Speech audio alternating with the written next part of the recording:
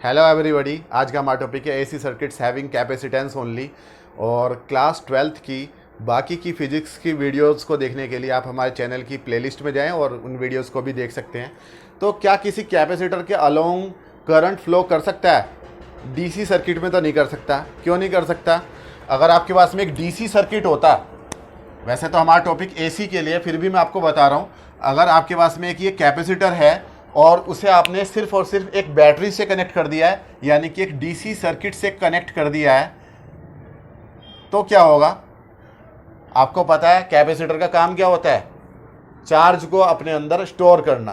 तो ये अपने ऊपर चार्ज ले लेगा, जो एंड पॉजिटिव से कनेक्टेड है वो पॉजिटिवली चार्ज हो जाएगा, जो बैटरी के नेगेटिव से कनेक्टेड है वो नेगेटिवली चार्ज हो जाएगा। तो ये चार्ज है मान लिया प्लस क्यू, और सामने वाली प्लेट पर चार्ज आ जाता है माइनस क्यू। ये आप पहले पढ़ चुके हो। तो जितनी देर तक पॉजिटिव से चार्ज चल रहा है और इस प्लेट के ऊपर स्टोर हो रहा है, या नेगेटिव से नेगेटिव चार्ज चल रहा है और प्लेट के ऊपर स्टोर हो रहा है, उतनी देर तक हम ये कह सकते हैं कि इसके अंदर थोड़ा सा करंट फ्लो कर रहा है, जब तक कि ये कैपेसिटर पूरी तरीके से चार्ज नहीं हो जाता। लेकिन जैसे ही ये कैपेसिटर पूरी तरीके से चार्ज हो जाएगा Q इजिकल टू CV फॉर्मूले के तहत, तो वैसे ही इसके अंदर चार्ज का फ्लो होना बंद हो जाएगा। चार्ज एक जगह रुक जाएगा, और रुक जाएगा तो इसका मतलब करंट की वैल्यू कितनी हो जाएगी? जीरो। करंट क्या होता है? Rate of flow of charge. अगर चार्ज फ्लो नहीं कर रहा तो करंट भी कितना हो जाएगा? जीरो। तो यानी कि किसी भी कैपेसिटर के को अगर हम डीसी सर्किट से यानी कि बैटरी से जोड़ते हैं तो उसके अंदर करंट कितना होता है? लॉन्ग टाइम के लिए करंट कितना होता है? जीरो। लेकिन जब इसी कैपेसिटर को हम किसी एसी सोर्स से जोड़ते हैं, एसी सोर्स यानी कि लगातार वोल्टेज चेंज हो रही है, ये एसी का सिंबल है, और उस कैपेसिटर को हमने एसी सोर्स से जोड़ दिया। V इजिकल टू कितना होता है? V not sine omega T. ये एसी वोल्टेज का फॉर्मूला है। तो इस फॉर्मूले से हमें पता चलता है कि जो एसी वोल्टेज होती है, अगर हम उसे टाइम की रेस्पेक्ट में ग्राफ खींचें, तो वाई एक्सिस पे हमने वोल्टेज ले रखी है, तो ये वोल्टेज इस तरीके से ग्राफ को शो करती है। दैट मीन्स कभी तो ये वाला एंड पॉजिटिव हो जाएगा, लेफ्ट साइड वाला, और ये नेगेटिव हो जाएगा। थोड़ी ही देर बाद में जब नेगेटिव हाफ साइकिल आएगी तो ये वाला एंड नेगेटिव हो जाएगा और ये पॉजिटिव हो जाएगा। जिस टाइम पर ये पॉजिटिव ये नेगेटिव है, तो उस टाइम पर ये वाला जो कैपेसिटर है, ये वाली प्लेट पॉजिटिव, सामने वाली प्लेट नेगेटिवली चार्ज होना शुरू हो जाएगी। ठीक है? इस पॉजिटिव हाफ साइकिल के लिए ये प्लेट पॉजिटिव ये नेगेटिव, लेकिन थोड़ी ही देर बाद में ये नेगेटिव हाफ साइकिल आ जाएगी। नेगेटिव हाफ साइकिल का मतलब ये प्लेट जो पॉजिटिव थी उसके ऊपर नेगेटिव वोल्टेज अप्लाई होगी, और जो प्लेट नेगेटिव थी उस पर पॉजिटिव वोल्टेज अप्लाई होगी। तो अब जो है चार्ज रिवर्स डायरेक्शन में फ्लो करना शुरू हो जाएगा।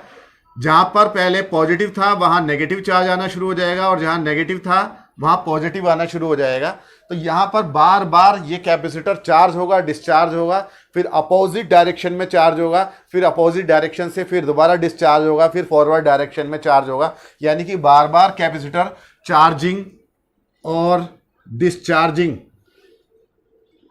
होती रहेगी, और अपोजिट डायरेक्शन में चार्जिंग होती रहेगी, जिसकी वजह से इस कनेक्शन वायर में लगातार करंट फ्लो करता रहेगा। दैट मीन्स यहां पर हमेशा एक चार्ज फ्लो कर रहा है। किसी भी टाइम पे हम देखें तो चार्ज हमेशा फ्लो करता हुआ दिखाई देगा। तो यहां पर करंट जो है वो फ्लो कर रहा है। आई इजिकल टू क्या होता है? D Q upon D T, rate of flow of charge is called current. तो यहां पर जो चार्ज है वो है आपका Q इजिकल टू क्या होता है? CV, और V कितना है यहां पर? V not sine omega T. तो CV not sine omega T, ये जो है चार्ज की वैल्यू है। चार्ज जो है वो टाइम डिपेंडेंट है। तो अगर हम उसका डिफरेंशिएशन कर दें विद रिस्पेक्ट टू टाइम, तो यहां पर जो करंट आएगा वो कितना आएगा? I इजिकल टू, देखो CV नॉट एक कांस्टेंट है, डिफरेंशिएशन के साइन में से बाहर निकल जाएगा, जहां V नॉट क्या होती है? Peak value of voltage, maximum value of voltage. और कैपेसिटेंस जो होता है वो किसी भी कैपेसिटर का टाइम के साथ साथ उतना ही रहता है जितना पहले था, C का C ही रहेगा। तो यहाँ पर डिफरेंशिएशन जो होगा यानी कि डी अपॉन जो डी टी होगा वो सिर्फ किस चीज़ का हो जाएगा, साइन ओमेगा टी का। साइन का डिफरेंशिएशन क्या होता है? Cos omega T into omega, तो ये हो जाएगा C V naught into omega cos omega T. ये करंट की वैल्यू आ गई। आप देखो करंट जो है वो टाइम डिपेंडेंट है। यहाँ पे कोस वाला टर्म आ रहा है, कोस वाले टर्म को हम साइन वाले टर्म में चेंज करेंगे। हमें पता है कि साइन 90 प्लस थीटा क्या होता है? Cos theta. तो यहाँ पर इस कोस ओमेगा टी को हम क्या लिख देंगे? Sine 90 plus theta. तो C V naught omega sine 90 का मतलब pi by 2 plus theta. Theta कितना है? Omega T. ये ओमेगा टी लिखा हुआ है।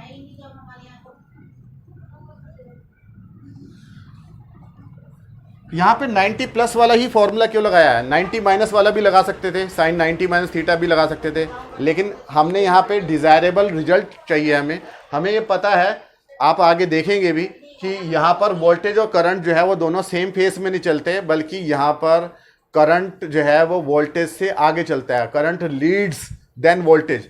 लीड का मतलब क्या है कि यहाँ पे आप देखें कि ये पाई बाई 2 से आगे चल रहा है। यहाँ पे ओमेगा टी के साथ में क्या जुड़ा हुआ है? पाई बाई 2। और यहाँ पर जो है साइन में क्या है?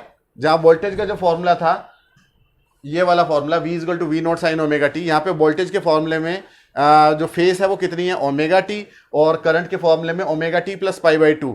यहाँ पर करंट आगे चल रहा है, वोल्टेज पीछे चल रही है, और हमें वोल्टेज को पीछे ही चलाना है। जो प्रैक्टिकली रिजल्ट होता है उससे हमें मैच कराना है, क्योंकि सिर्फ और सिर्फ कैपेसिटर वाले सर्किट में वोल्टेज जो है वो पीछे चलती है और करंट आगे चलता है। पीछे आगे का मतलब क्या है वो आप समझो। यहाँ पर जो कैपेसिटर है उसका काम क्या होता है? कैपेसिटर चार्ज को स्टोर कर लेता है और ज़रूरत पड़ने पर, यानी कि जब वोल्टेज में कुछ कमी आ जाती है तो ज़रूरत पड़ने पर वो अपने अंदर से डिस्चार्ज हो जाता है, और अगर वोल्टेज कुछ एक्स्ट्रा हो जाती है तो वो फिर से चार्ज हो जाता है। तो यानी कि ये जो कैपेसिटर है ये वोल्टेज में चेंज का अपोज करता है। इसी तरीके से हमने अपने पिछले सर्किट में हमने देखा था कि जो इंडक्टर होता था, ये कॉइल होती थी, तो अकॉर्डिंग टू फैराडेज लॉ ये अपने अंदर से करंट में चेंज का अपोज करती थी। ये करंट में चेंज का अपोज करती थी, तो इस यहाँ पर करंट पीछे चलता था। जो कैपेसिटर है ये वोल्टेज में चेंज का अपोज करता है, तो इसलिए यहाँ पर वोल्टेज पीछे चलती है, यानी कि करंट आगे चलता है। तो करंट आगे चलता है, कितना आगे चलता है? कितना फेज डिफरेंस है यहाँ पर? ओमेगा टी में पाई बाई 2। तो दैट मीन्स करंट का फॉर्मूला है यहाँ पर I is equal to C V naught omega. जो सी वी नॉट ओमेगा है इसे हम आई नोट मान रहे हैं, करंट की मैक्सिमम वैल्यू मान रहे हैं, क्योंकि करंट की मैक्सिमम वैल्यू क्या होगी, कब आएगी? जब ये पूरा साइन थीटा वाला जो टर्म है ये 1 हो जाएगा। साइन की मैक्सिमम वैल्यू 1 होती है, तो करंट की मैक्सिमम वैल्यू कितनी हो जाएगी? सी वी नॉट ओमेगा। अगर हम यहाँ पर आई की मैक्सिमम वैल्यू देखें, आई नोट, तो वो हो जाएगी सी वी नॉट ओमेगा। ये आपकी इक्वेशन, ये वाली अगर आपने 1 मान ली है, ये 2 मान ली है, तो यहाँ से आई नोट की वैल्यू जब हम यहाँ रखेंगे तो आई इक्वल टू आ जाएगा I naught sine omega T plus pi by 2। तो यहाँ पर करंट जो है वो पाई बाई 2 आगे चल रहा है, किससे? वोल्टेज से। तो ये आपके पास में फाइनल फॉर्मूला आया है इक्वेशन नंबर 3। तो आप equation number 1 V is equal to V naught sine omega T और I is equal to I naught sine omega T plus pi by 2 को कंपेयर कर रहे हैं। तो यहाँ पर फेस का डिफरेंस, यानी ये फेस में से ये वाली फेस माइनस कर दें, omega T plus pi by 2 में से ओमेगा टी माइनस कर दें, तो फेस डिफरेंस कितना आ रहा है? पाई बाई 2। तो यहाँ पर फेस का एक डिफरेंस है और वो है आपका पाई बाई 2। और कौन आगे चल रहा है? करंट लीड कर रहा है। जब आपने एल सर्किट किया था तो वहां पर वोल्टेज लीड कर रही थी, करंट जो है वो लैग बिहाइंड चल रहा था, पीछे चल रहा था। यहाँ पे वोल्टेज पीछे चल रही है, तो इसका मतलब यह है कि वोल्टेज जब मैक्सिमम होगी उससे पहले ही करंट मैक्सिमम हो जाएगा। आप यहाँ पर पुट करके देखें, जब टाइम की वैल्यू आप 0 रखते हैं इस फॉर्मूले में, टी इज इक्वल टू आप पुट कर दो 0, तो वोल्टेज कितनी आ जाएगी? V इज इक्वल टू आ जाएगी वी नॉट साइन 0, यानी कि 0। लेकिन उसी टाइम पे जब आप टाइम 0 यहां पुट करते हैं तो I की वैल्यू कितनी आ जाएगी? आई नोट साइन पाई बाई 2, और साइन पाई बाई 2 यानी कि 1, तो यानी I इज इक्वल टू आ जाएगी आई नोट। तो जिस टाइम पे वोल्टेज 0 है तो उस टाइम पे करंट 0 नहीं है, बल्कि करंट की एक मैक्सिमम वैल्यू है। यहां पे आपने इस कैपेसिटर के अलोंग वोल्टेज लगा रखी है और वो वोल्टेज किसी टाइम पे 0 है, तो होना क्या चाहिए कायदे से? तो कि जिस टाइम पे वोल्टेज 0 है उस टाइम पे करंट भी कितना होना चाहिए? 0। लेकिन उस टाइम पे भी यहाँ पर करंट फ्लो कर रहा होगा इन कनेक्शन वायर्स में, और बल्कि एक मैक्सिमम करंट फ्लो कर रहा होगा। ठीक है, क्योंकि यहां पर अपनी ये अंदर चार्ज को स्टोर कर लेता है और वोल्टेज जीरो होने पर भी यहां पर ये चार्जिंग या डिस्चार्जिंग का प्रोसेस चलता रहता है। तो यहां पर करंट के लिए भी अगर हम यहां ग्राफ खींचें इसी ग्राफ पेपर पे, तो आप देखो जब वोल्टेज जीरो है यहां पर, तो उस टाइम पे करंट कितना आ रहा है आपका मैक्सिमम, यानी कि आई नोट।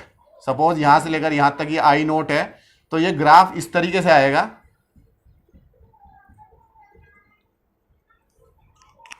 तो ये वाला जो ग्राफ था पहले वाला, ये था आपका V is equal to V naught sine omega T, और जो ये सेकंड ग्राफ आया है ये आया है आपके लिए ये छोटे रेड वाला I equal to I naught sine omega T plus π/2। Current जो है वो आगे चल रहा है π/2 फेज से। अगर हम यहाँ फेजर डायग्राम खींचें, फेजर डायग्राम क्या होता है कि हम वोल्टेज और करंट को एक वेक्टर की तरह ट्रीट करते हैं और तब हम फेजर डायग्राम खींचते हैं। तो फेजर डायग्राम कैसा आएगा, ये मान लिया आपने करंट की डायरेक्शन मान ली। करंट को ज़्यादातर एक्स एक्सिस की डायरेक्शन में दिखा लेते हैं, कुछ टीचर्स अलग तरीके से दिखाते हैं। मेरा दिखाने का तरीका ये है, ये भी वैलिड है। फेजर डायग्राम में हमेशा करंट को आप एक्स एक्सिस की तरफ दिखाओ और तब देखो कि वोल्टेज उससे लीड कर रही है या पीछे चल रही है। तो आप यहाँ देखो कि करंट लीड कर रहा है π/2 से, तो यानी कि वोल्टेज लैग बिहाइंड है, वोल्टेज पीछे चल रही है करंट से। करंट पहले मैक्सिमम हो गया, पीछे का मतलब नीचे की तरफ आएगा, इस क्वाड्रेंट में आएगा। तो यहाँ पर वोल्टेज के लिए ये आ जाएगा, ये है वोल्टेज, ये है करंट, और दोनों के बीच में कितना एंगल है। करंट को भी हमने एक वेक्टर से डिनोट कर लिया, वोल्टेज को एक वेक्टर से डिनोट कर लिया, और ये जो एंगल है फेस का, फाई का, फेस डिफरेंस का, वो कितना है π/2। तो ये आपका हो गया फेजर डायग्राम।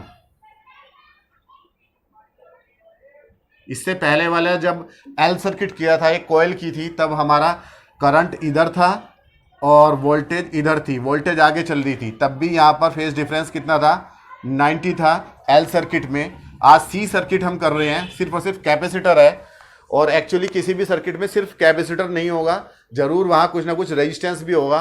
तो हम अपनी नेक्स्ट वीडियो में LCR सर्किट करने जा रहे हैं, उसे भी आप जरूर देखें। LCR का मतलब जहाँ L भी है, C भी है और R भी है, और LCR में से अगर एक चीज़ जीरो है तो उसे आप जीरो मान लेंगे। जैसे L जीरो मान लिया तो CR सर्किट हो जाएगा, C जीरो मान लिया तो LR सर्किट हो जाएगा, उसे भी आप देख लें। तो यहाँ पर ये फेजर डायग्राम है। एक और बात पता चल रही है कि यहाँ पर ये जो वोल्टेज बार बार चेंज हो रही है और ये कैपेसिटर वोल्टेज में चेंज का अपोज कर रहा है, तो यहाँ पर ये कितना अपोज कर रहा है, करंट के रास्ते में कितनी रुकावट डाल रहा है, तो उसे हम यहाँ रेजिस्टेंस ना कह के उसे हम बोलते हैं कैपेसिटिव रिएक्टेंस। तो अभी हमने इक्वेशन नंबर 2 में देखा है, यूजिंग इक्वेशन नंबर 2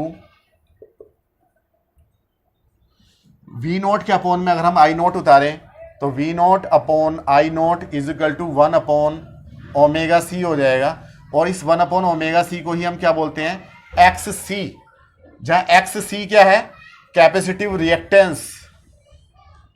ये नया टर्म आ गया है, ये वैसे रेजिस्टेंस की तरह ही है, वही काम है इसका, करंट के रास्ते में रुकावट डालना, लेकिन इसका फॉर्मूला है 1 अपॉन ओमेगा सी, और जहां ओमेगा क्या होता है 2πf, तो एक्स का जो फॉर्मूला बन जाएगा 1 अपॉन 2πfc, जहां f क्या है फ्रीक्वेंसी। और अगर हम डीसी सर्किट के लिए देखें तो डीसी सर्किट के लिए फ्रीक्वेंसी जीरो होती है, उसके अंदर कोई चेंज ही नहीं होता करंट के अंदर, तो करंट के अंदर चेंज नहीं होता, तो फॉर डीसी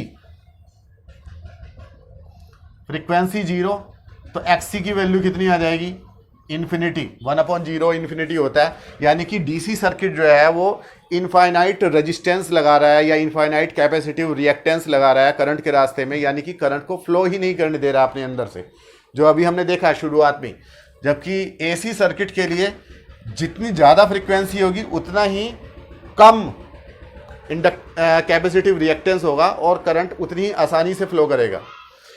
तो उम्मीद है कि आपको ये सब कुछ समझ में आया होगा। एक और बात, इसकी जो यूनिट है एक्सी की, वो वोल्टेज की यूनिट डिवाइडेड बाय करंट की यूनिट है, यानी कि इसकी यूनिट भी वोल्ट पर एम्पियर है, या इसी को हम बोलते हैं ओम। मिलते हैं अपनी नेक्स्ट वीडियो में, तब तक के लिए थैंक यू।